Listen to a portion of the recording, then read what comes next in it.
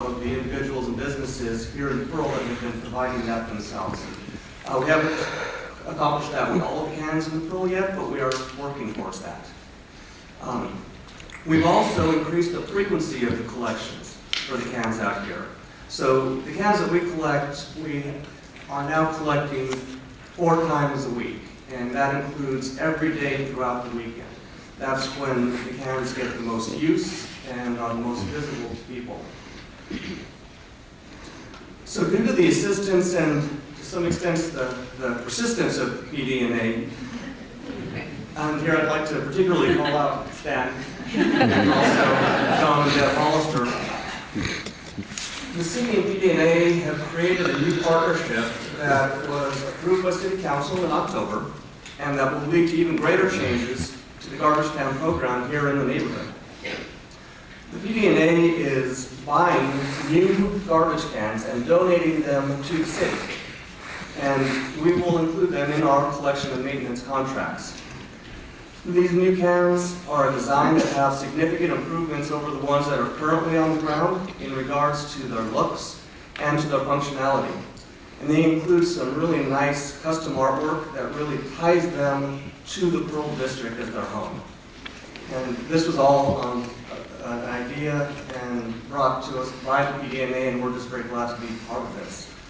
So over the next few weeks, the first couple dozen of these are going to be installed around the North Park blocks. So make sure you keep an eye out for them. We've got one in the front here. It's not going to stay there. It's actually going to find a home and use in park blocks soon. Another feature of these cans is the presence of a side basket, and that's also in the demonstration can out front. That is specifically designed for the collection and the removal of items that have a bottle bill redemption value.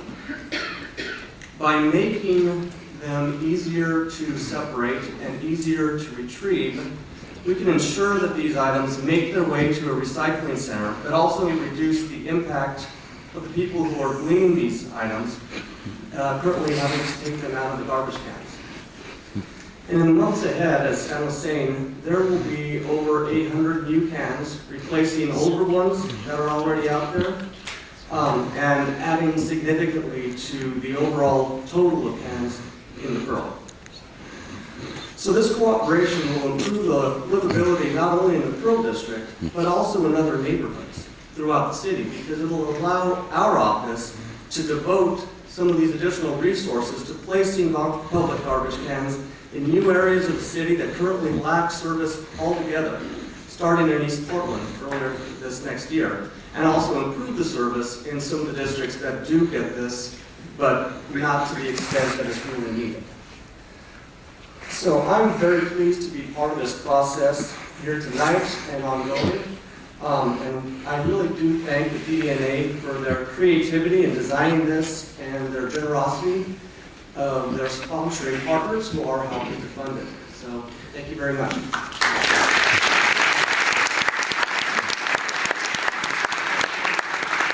Okay, thank you, Kevin.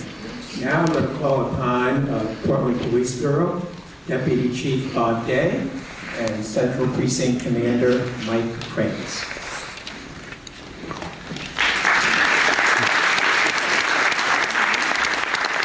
Good evening, everyone. Thank you. My name is Bob Day. I'm the Deputy Chief for the Police Bureau.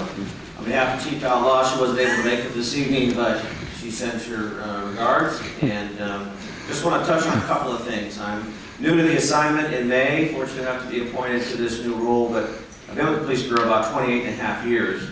A significant amount of time serving downtown. I remember sitting here just reflecting on riding my Ford Speedy back through the neighborhood. This neighborhood had come from 9th and Lovejoy back in the 90s.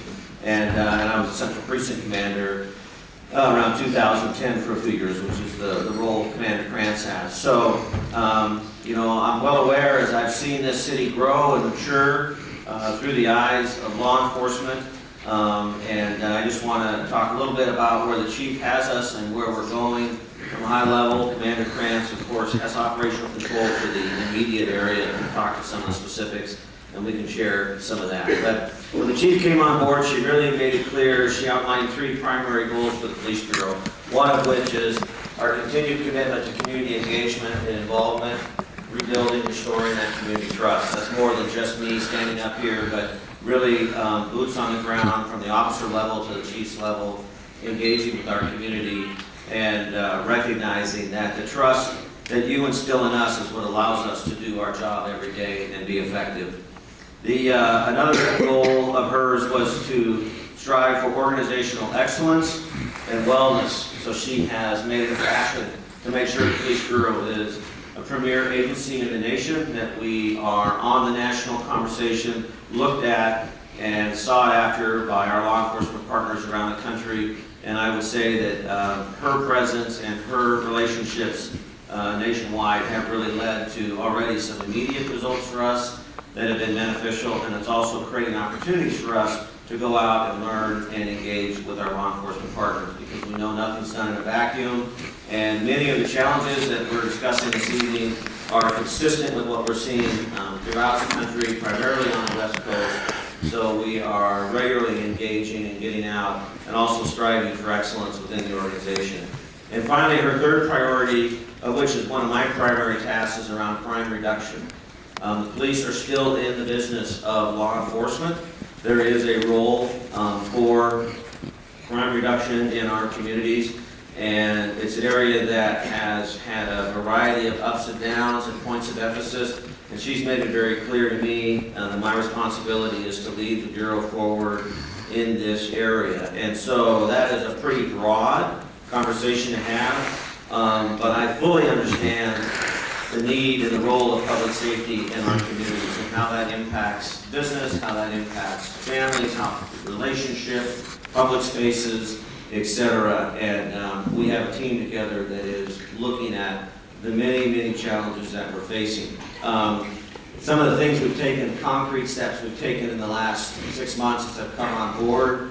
All of our precincts are required to put together 90-day objectives with 30-day reporting out to me around specific issues. One of the areas we're tackling, Commander Grant will touch on specifically for Portland, is around managing public spaces. And when you think about that, you know, the Police Bureau doesn't really have a dog in the fight. Police officers and the Police Bureau are not property owners, but yet we are called regularly to mitigate the challenges that go around either public or private spaces. And so, you know, the private areas that we deal with are pretty clear in the law. Public spaces have a little bit more gray. And that's where we're seeing a lot of our conflict and a lot of our challenges on our sidewalks and our parks and our green spaces, etc. So we are making that a point of emphasis. And then also around the area of violent crime specific to shootings, and we've seen an increase of those, unfortunately, in our city, and so we are making a concerted effort with some of our resources in that regard. I have tremendous support both from the chief and from the mayor, and I don't take that lightly, and I don't say that just because he's sitting here. Our police officers are engaging at a high level. We had about 350,000 calls for service last year, and about 25,000 of those are initiated by the police. The vast majority of our work is still reactive and still responsive. We're trying to find ways to be more proactive on the front end so that we can maybe address issues when they're smaller in nature before they grow. But I've made it clear that, you know, I know some of the frustration the community has heard is our hands are tied, there's nothing we can do. Those are not statements that are acceptable to me. They're not statements conveyed from the mayor or from the chief. We are engaged and recognize the problems that we're facing. With that being said, I also am very empathetic as a career officer, knowing that we are asking our men and women on the ground level to engage in highly complicated, complex, difficult scenarios every day that don't have an easy solution.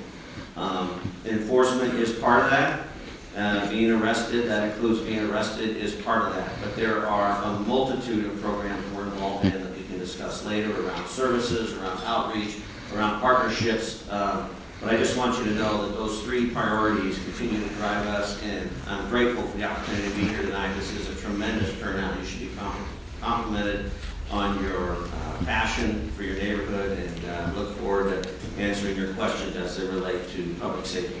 Commander Grant.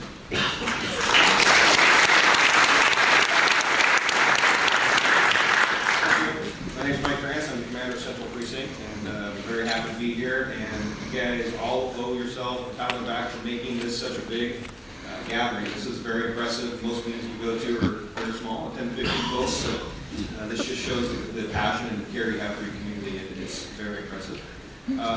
I just want to really let you know who I am first, and that I'm here, and I am fairly new to Central Precinct, so it's a good opportunity to get to know a lot of people here.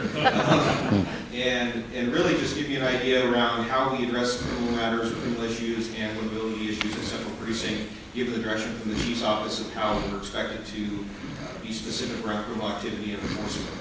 And I'm just going to take a small example, and I don't have a lot of time here, as I know we're running out of time, but I want to give a small example of how we look at our objectives in the precinct and how we address those with a couple steps that we take. For instance, we do what's called evidence-led or data-led policing. So we look at specific data and identify where the problems are that we need to direct our very really scarce resources towards in a precinct or geographic area. And when I say scarce, we have about 107 police officers in the Central Precinct that patrol Central. That's 39th, 3rd, Cedar Chavez, west, all the way to the Beaverton line or Washington County line. It's a big geographic area. We have a little over, as the Deputy Chief said, 100,000 calls for service a year in that area. So looking at the resources and putting them where we need them to address problems is it's really key for the overall 30,000-foot view of managing police services in the precinct. Recently, we've had a couple objectives we're trying to reach, specifically around what we refer to as North Old Town. And what we did was identify that is the area, really about a 10 square block area that drives the most calls for service in Central Precinct. So the most demand for our officers' resources to respond to the area. So we looked at that and we addressed it. Since September, we've been working on this as a quarterly mission, quarterly objective, and we really put the majority of our resources there right up front to try and work on specific issues and reduce criminal activity there. What we did first was we used our behavioral health unit, our service coordination team, walking officers, as well as several other agencies that partner with us, and we went out and just contacted folks and talked to people. And we went with the service-first approach, where our goal was not to have enforcement, it was not to arrest people, it was really to provide service if we could, hook people up with partner agencies or service agencies or organizations, and get them in a place where they weren't on the street conducting criminal activity if that's what they were doing. We had several hundred contacts the first couple of weeks. We made multiple referrals or re-referrals to agencies where people were initially connected and fell out of service or they needed service.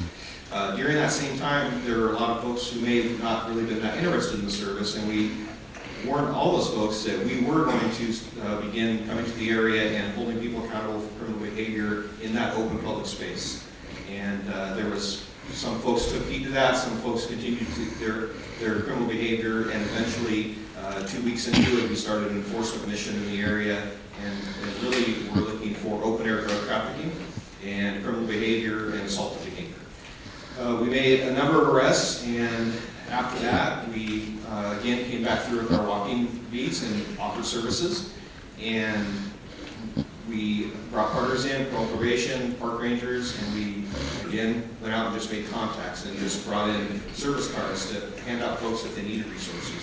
So we're trying multiple approaches. After that, what we do was work through our abatement system, our abatement program, mark the areas, and then we did a full trash cleanup in the area to try and make it visibly look better and less appealing for criminal activity. And then the fourth step of that is we're working with multiple different private and public agencies now for SEPTED. In fact, the Office of Civic Life is doing a SEPTED review for us. And then how do we get better lighting? How do we get less areas that would attract criminal activity or behavior? So overall, that's an approach that we look at, and it is specific and tailored to each geographic area and the problems, but that is what was going on in North Old Town recently, and many of you saw increased police activity and police presence in the area. A lot of people, officers walking around on bikes. I talked to several people who've seen a difference. What we did see was the 45 days that we've been doing that mission, compared to the previous 45 days, we've had approximately 60% decrease in person crimes. So assaults, fights, person crime type activity, and 50% decrease in property crime. Our goal is to maintain that. We know we can't maintain that drastic numbers because of resources and staffing. Our goal is to maintain a reduction in the area and make it more livable. Our next mission that we're starting right now is 2nd Burnside, and on the west side, 2nd Burnside, and about 6 blocks in all directions from there. That is, for people's knowledge, that is an area that is our highest area in the city for aggravated assaults. So we are going to work there and try and reduce person crime and aggravated assaults in the area and work diligently towards making it safer. So that's kind of the big picture of how we approach criminal problems and criminal activity downtown.